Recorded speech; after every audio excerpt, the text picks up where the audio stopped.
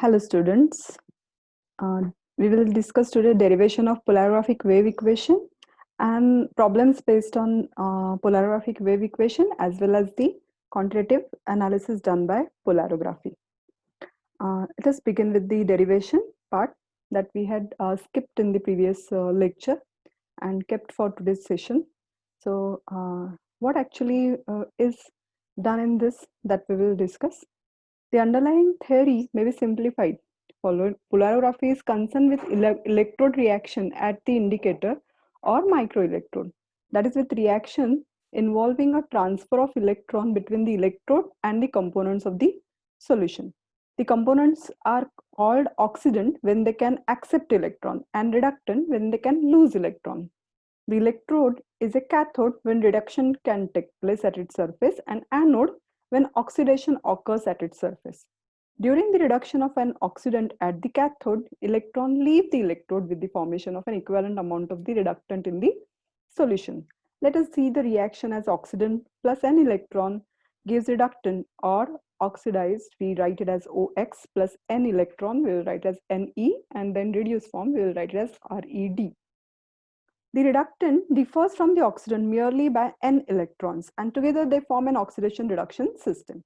Consider the reversible reduction of an oxidant to a reductant at dropping mercury electrode. The electrode potential is given by the Nernst equation E is equal to E naught plus RT upon NF ln activity of oxidized form upon activity of reduced form, where A ox and A reduce are the activities of oxidant and reductant respectively. As they exist as at the electrode surface, henceforth called the electrode solution interface and denoted by the subscript S. So we are here using this subscript denoting on the electrode surface. So the substitution of the concentration for activities will not introduce any appreciable error, and equation 2 may be therefore written as E is equal to E naught plus RT upon NF ln oxidized on surface S upon reduced form on the surface. Okay. So here E naught is the standard potential of the reaction against the reference electrode used to measure the potential of the dropping electrode, and potential E refers to the average value during the life of mercury drop. Before the commencement of polarographic wave, only small residual current flows on the concentration of any electroactive substance must be the same at the electrointerface as in the bulk of the solution.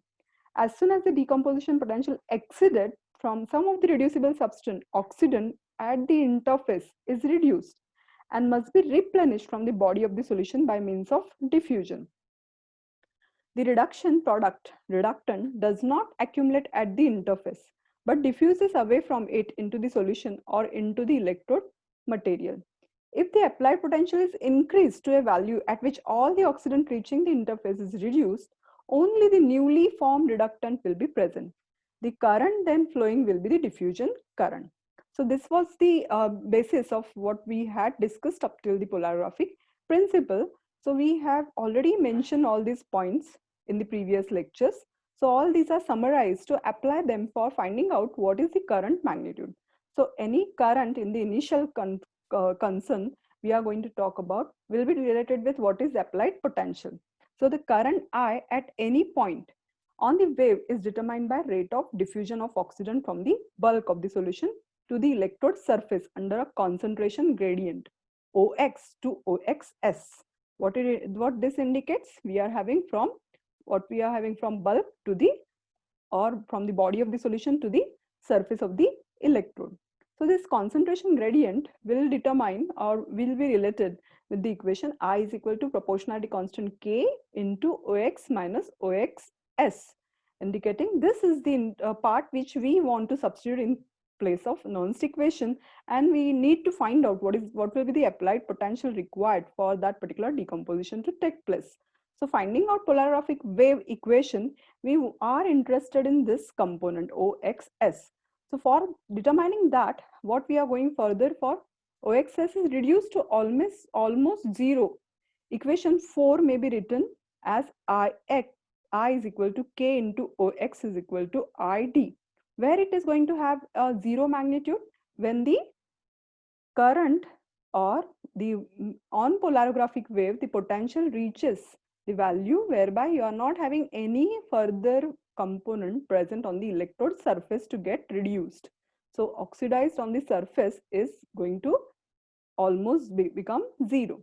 There we are calling this current as diffusion control, and that's why we call it as ID. So where ID is the diffusion current. So from equation 4 and 5, we can write in place of ID upon K as OX. So here we can substitute as ID upon K, and we will get the equation for OX by cancelling off K, and in place of OX we are writing ID upon K, right? So here when we write that, we will get OX is S is equal to ID minus I upon K. So this value we are going to substitute in Nernst equation. Okay, so we got here OX. Similarly, we want to find out reduced S. So how we are going for reduced S? If the reductant is soluble in water and none was originally present with the oxidant, it will diffuse from the surface of the electrode to the bulk. Now here the process will be reversed for reduced process. Reduced product will be from diffusing from surface of the electrode to the bulk of the solution, whereas in oxidized form it was diffusing from bulk to the electrode surface. Okay, so the concentration of reduced surface at the surface of at any value of I will be proportional, or so this concentration what we are talking about of reduced form, we want to determine this. So how it will be related with the proportional rate of diffusion of reductant from the surface of the electrode to the solution under concentration gradient reduced S, and hence all the current will be equal to I is equal to K new proportionality constant is small k into reduced asterisk S. So this indicates that we are having the surface reduced product that will determine what is the current magnitude. See, here we are considering actually a reversible process. In case of polarography, we are not having any reversible. Reduced form is not there. We are having formation of amalgam. But here for theoretical consideration to determine polarific wave, we are considering here that there is a process, reduced product also is getting diffused into the bulk. Okay. So now if the reductant is insoluble in water, but soluble in mercury phase, that is what we say that it is amalgam formation. So it actually forms amalgam. So equation 7 still holds. So substituting in equation 3, we have E is equal to E naught. So we had written this equation, right? In place of oxidized on the surface upon reduce of the surface, we are substituting the concentration that we have determined, ID minus I upon I, K, and that is for oxidized form. And in the previous slide, what we discussed, this ID in place of I upon K as reduced form. So we will substitute this into the equation. In the numerator, we will have ID minus I upon K, and in denominator, we will have I upon small k. So this will come to equation, what will be, it will be written as E naught dash. So all K will become a constant, and this whole E naught minus RT upon NF ln K upon small k will be taken as E naught dash, and that will be a new what we can consider the constant potential of that cell. So that will be plus RT upon NF ln ID minus I upon I. So this K dash, we write it as what we are going to have the RT upon NF ln K upon K. So this constant along with E naught is this the value what we are going to replace it in place of E naught dash. Okay, I hope you got this. Okay, when I is equal to ID upon 2, equation 8 will reduce to what? So in place of ID, you will have ID as it is, but I will become ID by 2. So what is ID by 2? Where we are having decomposition potential to a value which will be called as half wave potential, right? So we are writing here in place of I ID upon 2. Here also I ID upon 2. So there it will become ID by 2, ID by 2, it will, numerator will have ID minus ID by 2, it will become ID upon 2, and ID by 2 will get cancelled off, and it will have E naught dash. That will be the corresponding value which will plus RT upon NF ln ID upon 2, it will be ln 1. So it will have a new E naught dash that will be called as E half. So it is called as E half wave potential. So if we substitute that over here, what will be the equation? Now we will have E is equal to E half plus 0.0591 upon n log to the base 10 id minus I upon I. So you can observe this equation. This equation looks like an graphical representation of y is equal to mx plus c. So that was in the previous slide I had told you about this, that we obtain a straight line equation. So this becomes a straight line and it will have an intercept on y-axis that will correspond to E half. On y-axis we are plotting applied potential. On x-axis we are plotting log to the base 10 id minus I upon I. So we get an intercept which will be equal to half wave potential of that species, and the slope will correspond to 0.0591 upon n. So this equation is applied for qualitative interpretation of that species. We can determine what is the species by determining what are number of electrons involved and what is the half wave potential. By the value of half wave, we can correlate with the literature value and find out what is the quality of that substance. So this equation represents the potential as a function of the current at any point on the polarographic wave. It is sometimes termed the equation of the polarographic wave. So this is what we have using it, or we are going to use this equation in the problem solving. So let us talk about what we had discussed. This from Vogel's textbook of quantitative chemical analysis, 5th edition. So I'm again recommend you to read this book for the theoretical principle and the derivations and the problem concern or applications that are related with the polarographic analysis. Okay, so do refer this book. The all slides that were related with the derivation part that are taken from this book itself. So let us go to the taking a problem based on this polarographic wave. I hope you understood how we are going to deal with the polarographic wave. So let us take a problem. See, in this problem, this is also there from your previous papers. You can download them from your Unipune website, and there you will get the previous year's paper. You can take any paper, any year paper of 390 and solve the problems based on this equation. I have taken one example. See the problem, I will read for you. A DC polarogram of an organic compound had a limiting current of 5 microampere. The following data were obtained from the rising portion of the wave. So we are having potential E, V, I microampere. So we are going to have these values and determine the number of electrons transferred in the electrochemical reaction and half wave potential. So how to go for this problem solving part? We see we are having these values of EMF given and the current given, and it is said that limiting current is 5 microampere. So we are going to apply for polarographic wave and determine what we are going to have this plotted as y-axis, right? So we are having an which quadrant? You can say third and fourth quadrant of your graph, right? So we are using that and we are finding out what we want from I and ID. ID actually is not given to you, but it is said that limiting current, and we know limiting current is combination of residual current and diffusion current. But when it is not said that there is some residual current, we'll take the residual current elimination from the limiting current, and we will call that limiting current as diffusion current itself. All right. So we will use this as limiting current marked as the diffusion current in this case. Is that clear to all of you? So see, now we got ID value and we got the different I value. For each value of potential, we will have a third column made, which will represent log to the base 10 ID minus I upon I. All right.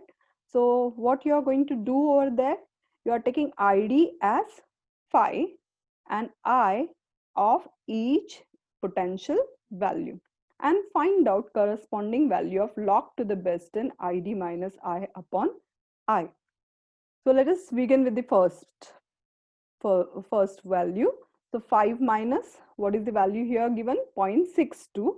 So 5 minus 0.62. So upon 0.62. So this value becomes 4.38 divided by 0.62. ID is 5. I is 0.62. Again, you are dividing it by 0.62. So you get the value as log to the base 10 7.06, and that comes to 0.8490. Okay. So similar, in this way, we are going to find out for each I value the different log to the base 10 ID minus I value. What it comes for 1.57, it comes at 0.339. Okay. What it is for 3.43, value of 3.43, we are getting 1.57 divided by 3.43, that comes to log to the base 10 of 0.45, and that gives us minus 0.339. Similar way, we are going to have it for 4.38. 5 minus 4.38 upon 4.38 log to the base 10 of 0.141, that gives you minus 0.8490. Okay. Once we get this part, we are taking it as x-axis. So all these values will be plotted on x-axis, and all these values are taken on the y-axis. So I have shown here how I have done this part. So this is what we are having x coordinate. As we are having two type of values, positive and negative, so we'll take the 0 in between on the x-axis, and we will have a negative scale and positive scale drawn over here, and only negative scale of potential, so we will take down only. So we'll have EMF plotted over here. So the values are 0.475.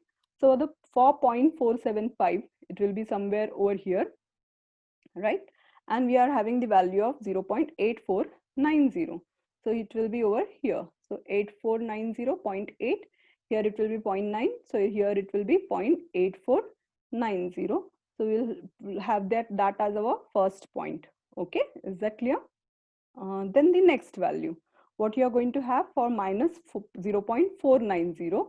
So for minus 0.490, what you are going to have, you have the value of log to the base 10 of ID minus I upon I, 0.339. So it, 0.3 is over here.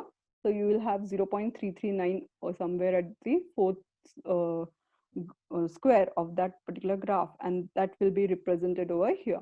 So this will be your second point. The third point will be minus 0.510. So somewhere it will be 0.510, right? So this will be your 0.51, right, from on the y-axis. And then we are having for that value minus 0.339. So on this side, we are going 0.339. So this will be over here. So we are having this particular as the third point. Similar way, if we go for minus 0.525, so it will be over here somewhere, and that will be 0.525. And for 525, what is the value? Minus 8490, minus 0.8490. So this will be drawn over here, and you will get the value of fourth point on the graph, and you will plot a graph. You can observe this as the straight line graph, which will be having an intercept on y-axis. What is the intercept? E half. So E half, you can observe it is 0.50. The unit will be in what unit it is having? EMF is in volts. So E half will be also in volt. So you will get it over here, intercept. And same way, we can have a, what we can consider, we can take a slope from this straight line, or how you can take the slope usually y2 minus y1 upon x2 minus x1. So you can determine that as the taking any point on the graph and find out the slope. So slope will be 0.0591 upon n, and whatever value of slope you get, you substitute in this equation and calculate for n. And then for number of electrons, always number will be an whole number.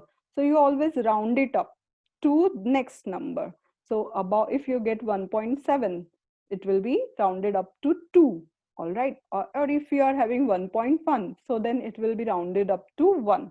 So this is the way how you deal with this particular polarographic wave equation. All right. I hope you understood this problem, how we solved it. We require for this a graphical representation of what we are having, the polarographic wave equation. E is equal to E half plus 0.0591 upon n log to the best n id minus I upon I. Okay, I hope you understood this. Then we come to the next thing. We have quantitative analysis problems that we will discuss. How we, actually the problems are very basic one for polarography. We use for that Ilkovic equation. Ilkovic equation, we have the terms 607 n d raised to half m raised to 2 by 3 t raised to 1 by 6 and c. All right. So we know actually what is ID. ID is diffusion current in microampere. N that correspond to number of electron. D is diffusion coefficient in centimeter square per second, and what we are having M is the capillary characteristics, M raised to 2 by 3 and T raised to 1 by 6. We call it as capillary characteristics. So M is actually milligram, measured in milligrams per second of mass of the mercury, and T is drop time of in seconds between two successive drops. So we are having drop time that is measured in seconds, and that is the period or lapse between the two successive drops, and the concentration is in millimolar. All right, so this equation is commonly used. Then we have the next equation represent for a calibration method for quantitative analysis. ID is directly proportional to C, so we use ID is equal to Kc, and then we can have the two values compared. So comparison method is there. ID1 upon ID2 is equal to C1 upon C2. We can have ID of unknown taken with the ID of standard, and we can compare that two values and find out what is concentration of unknown by this equation. And there is a standard addition method. The standard addition method, we had also discussed this. What we are actually doing in this case, we are having unknown sample. Concentration of unknown can be estimated. We are adding to unknown solution, unknown volume. We are adding known volume of known concentration. And initial unknown concentration, what current is recorded, is called as I1. And after adding standard into the unknown solution, what current is recorded is called as I2. So I1 is current of unknown solution, Cs is concentration of known solution, Vu is a volume of unknown solution, Vs is volume of known solution, and I2 is current of unknown plus known solution that we are measuring at the second step. Okay, so by revising these all equations, we will come to the actual problem part. So let us go or begin with the problem solving part. So I have taken one problem that first was from polarific wave equation. So second problem we are discussing over here. See, I will read for you this problem. An unknown amount of copper 2 ions produces 12.3 microampere on a DC polarogram. By adding 0.1 ml of 1 into 10 raised to minus 3 molar copper 2 ions to the original volume of 5 ml, the new current is 28.2 microampere. Calculate the original amount of copper. Okay, so I hope what the method is actually understood. When it is mentioned that something is added and measured the current next, so we are having standard addition method over here. So we are going to have concentration of standard is considered as 1 into 10 raised to minus 3 molar, as it is mentioned. How much is the amount added? 0.1 ml, and we are having concentration as 1 into 10 raised to minus 3 molar. So we are having volume as 0.1, current first is recorded as 12.3 microampere. Volume unknown, we have already given that to the original volume indicates what it is, volume of unknown. So volume of unknown is 5 ml. I2 is 28.2 microampere. So I2 is here, what the next current we recorded is 28.2 microampere. So we will have the concentration of unknown that can be estimated. So how we can have Cs into I1 into Vs. So this formula we have already discussed with. So Vu, that is the volume of unknown, I2 minus I1 plus I2 into Vs. So what we are going to have, 1 into 10 raised to minus 3 molar into 12.3 into 0.1 upon 5 into 28.2 minus 12.3 plus 28.2 into 0 0.1. So this gives you 1.49 into 10 raised to minus 5 molar. So I hope you understood the process, what is done on the in this equation. Now next what we come to the third problem. So same way how we discussed in the previous slide. So 5 ml of lead solution of unknown concentration gave a diffusion current of 6 microampere. To 5 ml of this solution, 10 ml of 0.002 molar Pb2 plus ion solution is added. The resulting solution gave a diffusion current of 18 microampere. Calculate the lead concentration of unknown solution. So we have this particular Vu is equal to 5 ml, I1 6 microampere, Vs 10 ml, Cs 0.002 molar, I2 18 microampere. I hope you understood why V unknown is taken as 5 ml. To 5 ml lead solution, we are adding unknown constant to this unknown solution. We are taking a diffusion current 6 microampere. So this is what 6 microampere, and volume of S is 10 ml. So 10 ml to 5 ml of this solution, 10 ml of known solution is added. So the concentration of known solution is 0.002 molar, and volume of one standard solution is 10 ml. So the current recorded of with this particular addition is 18 microampere. So all together, by substituting in similar way, what is concentration of standard? 0.002, I1 6, Vs 10, and what we are going to have the 5 as volume of unknown. Then substitute in the same way 18 minus 6 plus 18 into 10. So this gives you 0.005005 molar. So this will give you 0.5 into 10 raised to minus 3 molar, or we can call this as 0.5 millimolar. So I hope you understood the problem part based on the polarographic wave, and we will discuss about the more about quantitative analysis, and let us hope that you will solve more problems from previous year's question paper. Download it from website Unipune, and then we will discuss with the part of what are inorganic applications and organic applications. So thank you all of you. We'll stop here.